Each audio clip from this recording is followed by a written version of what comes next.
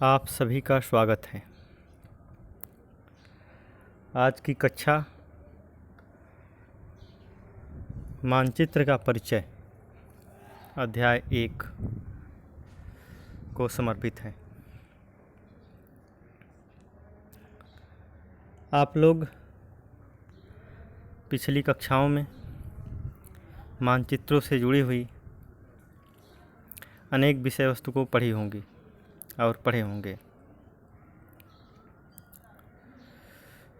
चूँकि मानचित्र द्विविमीय होता है और यह वास्तविक धरातल का रिप्रेजेंटेशन नहीं करता, हालांकि फिर भी यह लाभकारी है। पृथ्वी का आकार जियोइड होता है तथा ग्लोब द्वारा इसे सबसे अच्छी तरह से दिखाया जा सकता है। दूसरी ओर अगर मानचित्र की बात की जाए तो पूरी पृथ्वी या उसके किसी भाग को कागज़ पर चित्रित किया जा सकता है मानचित्र के द्वारा। इस प्रकार मानचित्र त्रिविम पृथ्वी की द्विविम प्रस्तुति है, जिसे मानचित्र प्रक्षेप का उपयोग करके बनाया जा सकता है। चूँकि आप जानते हैं या जानेंगे कि पृथ्वी की सभी आकृतियों को उनके सही आकार एवं प्रकार में दिखाना असंभव है, इसलिए मानचित्र को मापनी के आधार पर घटाकर बनाया जाता है। अपने विद्यालय परिसर की कल्पना कर सकते हैं, घर की कल्पना कर सकते हैं या किसी खेल के प्रांगण की कल्पना कर सकते हैं। अगर आपको अपने विद्यालय का मानचित्र या रेखाचित्र उसके सही आकार में बनाना हो तो शायद यह उतना ही बड़ा होगा जितना कि उस आपके विद्यालय का परिसर या खेल का मैदान या आपके खेत का आकार या घर का आकार, जिस किसी को आप बनाना चाहेंगे या बनाएंगे। इसलिए मानचित्रों को मापनी तथा प्रक्षेप के आधार पर बनाया जाता है। इसका कारण इसका मुख्य कारण यह है कि कागज़ का प्रत्येक बिंदु स्थल की वास्तविक स्थिति के तदनुरूपी हो। इसके अतिरिक्त प्रतीकों का प्रयोग कर सकते हैं, जैसे पेड़ों को दिखाना है, कुआं दिखाना है, रास्ता दिखाना है, सड़क दिखाना है, तो अनेक प्रतीकों का उपयोग कर सकते हैं। और साथ ही साथ रंगों का, छाया का भी उपयोग कर सकते हैं इसमें, जिससे कि सभी लक्षणों को या उस मानचित्र में जो भी दर्शाना चाहते हैं उन्हें सरलतापूर्वक दिखा सकें। इस प्रकार यह कह सकते हैं कि मानचित्र संपूर्ण पृथ्वी या उसके किसी भूभाग का समतल पृष्ठ या समानित मापनी द्वारा वर्णनात्मक, प्रतीकात्मक, व्यापकीकृत निरूपण करता है आदि आदि। आप केवल सुनेंगे नहीं, साथ ही साथ कुछ विषय वस्तु को नोट भी करेंगे जो आपको लगेगा कि महत्वपूर्ण है परीक्षा के दृष्टिकोण से।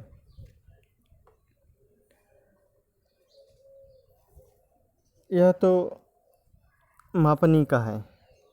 अगर बिना मापनी के खींची गई रेखाओं तथा बहुभुज को मानचित्र के रूप में दर्शाना हो तो संभव नहीं है, या उससे मानचित्र आप कह ही नहीं सकते हैं, वह तो केवल रेखाचित्र होगा।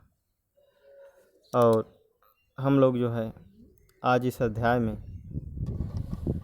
मानचित्रों की अनिवार्यता क्या है और क्यों मानचित्र हम लोग सीखें या बनाएं, उसको समझेंगे, पढ़ेंगे। साथ ही साथ मानचित्रों के क्या प्रकार हैं और उनके क्या क्या उपयोग हैं, इन सब को भी जो है इस अध्याय में हम लोग विधिवत देखेंगे।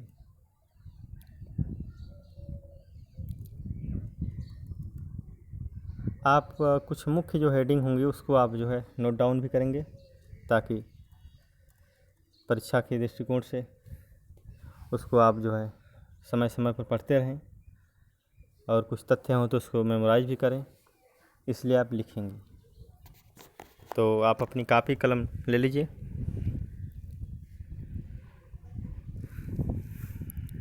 सभी लोग ले लिए। मुख्य हेडिंग डालिए शब्दावली। शब्दावली हो गया। अब लिखिए इसके अंतर्गत प्रथम हेडिंग जियॉड।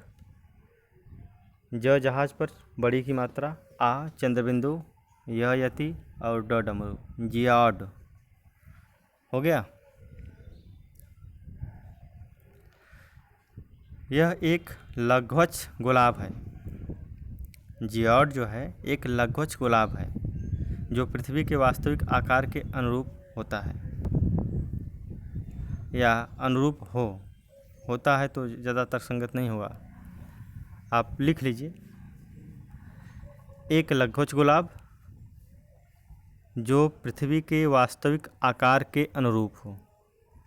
दूसरी हेडिंग लिखिए प्रधान बिंदु। किसी भी मानचित्र में कुछ प्रधान बिंदु होते हैं जिसके आधार पर मानचित्र में दिशाओं का ज्ञान होता है और उसमें स्थित विवरणों को दर्शाया जाता है तुलनात्मक रूप में। प्रधान बिंदु के अंतर्गत प्रथम है उत्तर, द्वितीय दक्षिण, तृतीय पूर्व, चतुर्थ पश्चिम। ये जो है 4 दिशाएं हैं और प्रधान बिंदु का भी यह कार्य करती है। अगला लिखिए भू संपत्ति मानचित्र। हेडिंग हो गया। बृहत मापनी पर निर्मित मानचित्र जो कि 1/500 से 1/4000 की मापनी पर भू संपत्ति परिसीमा दर्शाने के लिए निर्मित किया जाता है। इसमें प्रत्येक भूमिखंड को एक संख्या द्वारा व्यक्त किया जाता है।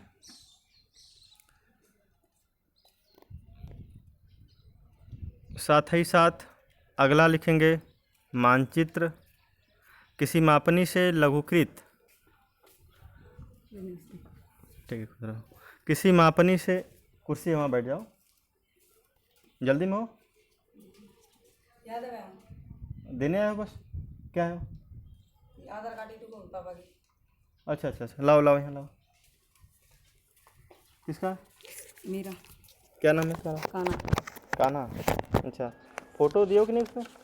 कान एडमिशन करा गए क्या? हाँ, उसमें कितने फ़ोटो थे? एक चिपक रहा था। हाँ, तो एक फ़ोटो और चाहिए। ये फ़ोटो भैया देंगे। दिए थे? अच्छा, मैं देखूँगा उसको फिर से।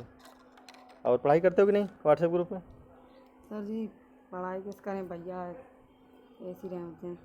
अच्छा, इस पढ़ाई के समय रहते नहीं हैं? ट्यूशन लगवाऊँगा। अच्छा अच्छा, सुबह शाम तो मोबाइल घर पर रहती होगी? क्यों? भैया चले जाते हैं इसीलिए। नहीं ठीक है, दिन में चले जाते हैं लेकिन शाम को तो रहते होंगे घर पर। तो शाम को क्यों नहीं? ट्यूशन लगवाएंगे सर जी हमें। ट्यूशन लगवाएंगे? इसमें तो पढ़ाया जा रहा है व्हाट्सएप ग्रुप बनाकर, बिना ट्यूशन का भी पढ़ सकते हो इसमें। हाँ वो देख लेंगे फिर। अच्छा अच्छा, ये एंड्रॉयड सेट है मोबाइल? मोबाइल एंड्रॉयड सेट है? हाँ टच कोई है। अच्छा, वीडियो वगैरह चलता है उसमें व्हाट्सएप में? तो सर जी हमारे संग एक 9 को पढ़ रहे हो बाको वो पेन नंबर देगो तो फिर मैंने व्हाट्सएप बना लो है तो बाकी में पढ़ाई ना आई। अच्छा अच्छा,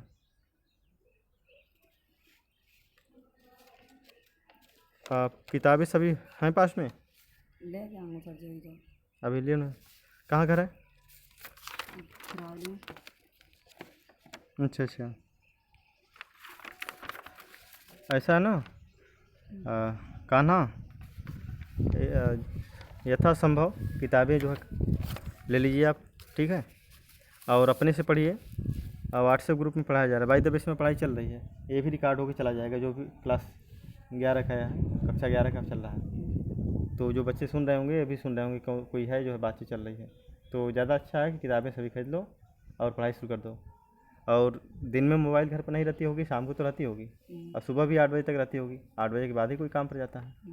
तो उससे पढ़ो, और जो नहीं आए उससे व्हाट्सएप ग्रुप में मैसेज करके पूछो।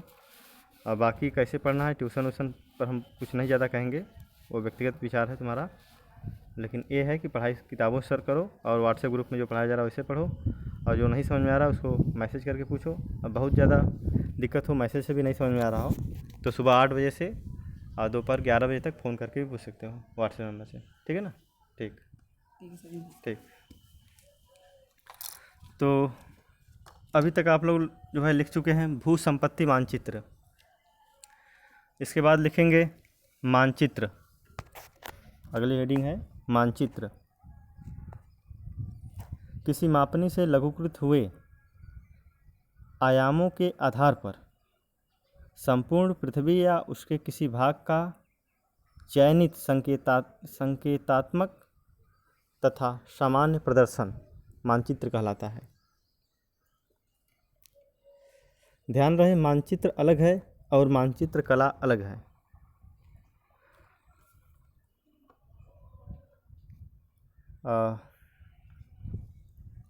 मानचित्र कला में जो है मानचित्र की गणितीय विधियों और कलात्मक विधियों का भी अध्ययन किया जाता है, जबकि मानचित्र एक मानचित्र कला के द्वारा बनाया गया किसी क्षेत्र विशेष का मापनी के आधार पर रेखाचित्र होता है, जिसमें मापनी होती है। अगर मापनी नहीं रहेगी तो उसका नाम ही केवल रेखाचित्र हो जाएगा, वो मानचित्र नहीं रह जाएगा। चूँकि कुछ ऑफिशियल वर्क है, इस वजह से आज की कक्षा यहीं पर जो है रुकी जा रही है, और इसकी PDF फाइल जो है व्हाट्सएप ग्रुप में डाल दी जाएगी। आप लोग उसको विशेष रूप से अच्छे से पढ़ेंगे। धन्यवाद।